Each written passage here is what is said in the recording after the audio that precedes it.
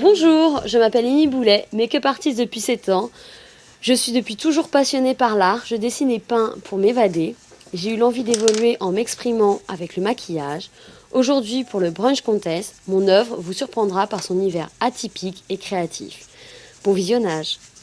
Premièrement, on va étaler la base licence L'Oréal sur tout le visage, sans oublier les yeux.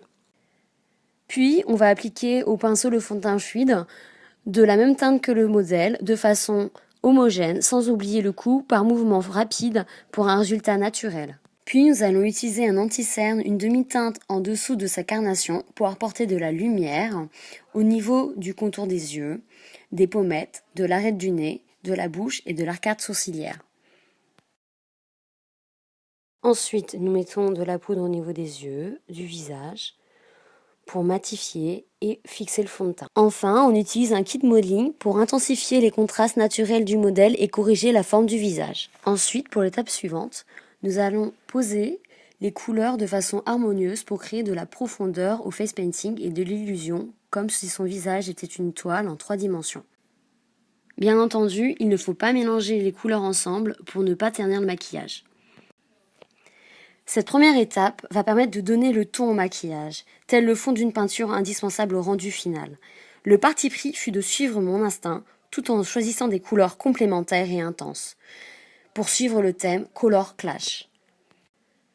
Comme vous pouvez le voir sur la vidéo, je varie ma technique en utilisant à la fois pinceau et doigt pour fondre les couleurs ensemble.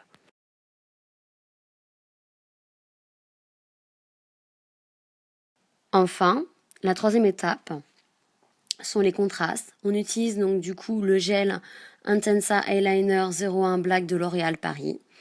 Ce gel va permettre de recréer complètement l'expression du visage.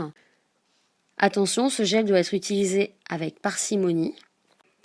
Pour ce maquillage artistique, on a voulu créer une expression davantage sévère qui, certes, ne rentre pas dans les codes de la beauté, mais qui est du coup plus frappant et en harmonie avec les couleurs choisies.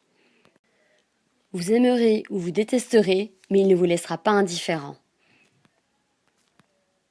Puis, dans un second temps, on ajoute le blanc au noir pour accentuer cet effet de contraste. Enfin, nous allons utiliser le mascara Architecte 4D de L'Oréal Paris afin de donner de la profondeur au regard. Et voici le résultat final, une peinture vivante. Vous pouvez dès à présent la juger, une partie nude et l'autre colorée. En tout cas, je vous remercie beaucoup pour votre attention et à très bientôt, j'espère.